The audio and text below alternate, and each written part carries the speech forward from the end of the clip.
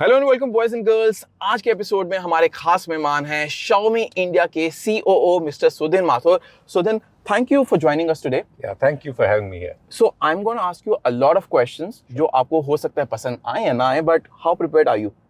Well, we'll go with the flow. Let's go and let's get started. So Sudin, Xiaomi India की journey काफी interesting रही है India में। If I'm not wrong, 11 years हो चुके हैं इंडियन मार्केट में आए हुए। क्या बदला है और क्या नया होने वाला है Xiaomi इंडिया की तरफ से इंडिया में? आज मैं अगर 10-11 साल के पीछे की जर्नी देखूं तो हमने एज अ कंपनी काफ़ी इवॉल्व किया है। ठीक है। हम एक स्मार्टफोन कंपनी से एक फुल इकोसिस्टम कंपनी बन चुके हैं। हमारी जो कंपनी की फिलॉसफी है human times car times home, इसका मतलब ये है कि हम एक कनेक्टेड डिवाइस इकोसिस्टम बना रहे हैं। आज 11 साल में अगर लुक बैक करें तो इंडिया में हमारे बहुत सारे कंज्यूमर्स हैं जिनके पास Xiaomi के फ़ोन ही नहीं है, बल्कि टीवीज़ भी हैं, टैबलेट्स भी हैं, वेयरेबल्स भी हैं। करेक्ट। इस वक्त इंडिया में अगर बोलूं तो हमारे करीबन 35 करोड़ प्रोडक्ट बिक चुके हैं। Oh wow. जिसमें से करीबन 25 करोड़ हैं मोबाइल और करीबन 10 करोड़ हैं रफली ऑल दूसरे जो डिवाइसेस मैंने जिनकी बात करी। Okay. What is more difficult when it comes to getting trust of consumer? Is it hardware, software, or the overall experience?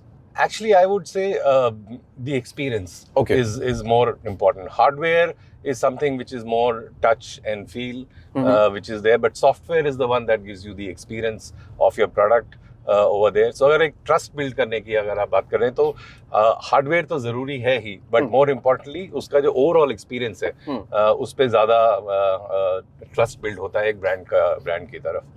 और उसके बाद जो उससे भी ज़्यादा ज़रूरी है वो है after sale support and service, कि अगर आप एक ब्रांड के साथ एसोसिएट रहना चाहते हैं, किसी प्रोडक्ट के साथ हैं, तो आप चाहेंगे कि वो प्रोडक्ट आपके साथ चले। जैसे आप एक टेलीविजन खरीदते हैं, उसकी लाइफ करीबन 5-6 साल रहती है किसी के घर में, तो आप चाहेंगे कि उस ब्रांड के साथ काम करें जो आपको एक अच्छी आफ्टर सेल सर्विस भी दे सके। उस पर हमने काफ़ी काम किया। ओके, सुदिन, मेरा नेक्स्ट सवाल जो आपसे है वो सवाल कम और कंप्लेंट ज़्यादा है। I mean, I always get this question, हमारी ऑडियंस से भी, कि Xiaomi इंडिया अभी तक अपने इकोसिस्टम को यहाँ पे उतना स्ट्रॉन्ग क्यों नहीं कर पाया है, और क्या आने वाले समय में हमें Xiaomi की तरफ से इंडियन रोड्स पे EVs भी देखने को मिलेंगी? इस वक्त अगर मैं फोन्स की बात करूं तो जो भी हमारा ग्लोबल पोर्टफोलियो है वो सारा यहाँ पर है इंडिया में। जो भी हम फोन लॉन्च करते हैं मोस्टली वो सारे इंडिया में आते हैं जो इंडियन कंज्यूमर्स के लिए हैं। EV, just like you rightly said, yes, हमारी EVs have got a phenomenal success. Yeah. So पहले 3 साल of the launch we will definitely be in China. Okay. But we have now, after the learnings, हमने अभी announce किया है कि 2027 we will go global. Okay, with our cars.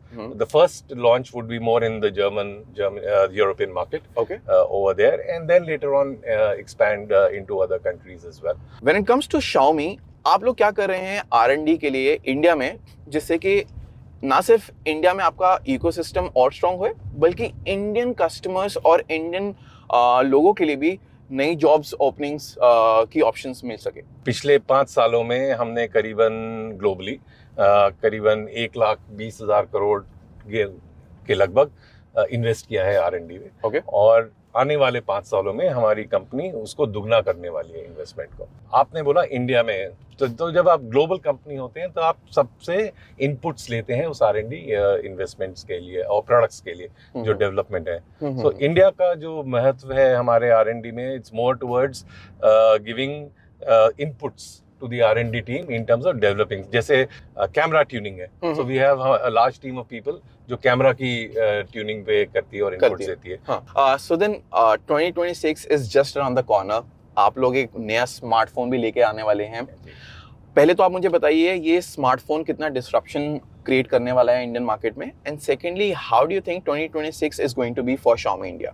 Yes, we have announced a new launch which is coming in 2026, which is our premium series, जिसको Xiaomi 17 बोलते हैं, Xiaomi 17 series. It's already launched in China, so काफ़ी अच्छे reviews आए उसके, जिन भी लोगों ने उसको रिव्यू किया है प्रोडक्ट को। So an extremely good product and very good cameras as well, वो भी लाइका के ऊपर है, एंड डुअल डिस्प्ले वगैरह है उसके अंदर। तो हमारे कंज्यूमर्स उस सीरीज के प्रोडक्ट अगले साल एक्सपेक्ट कर सकते हैं।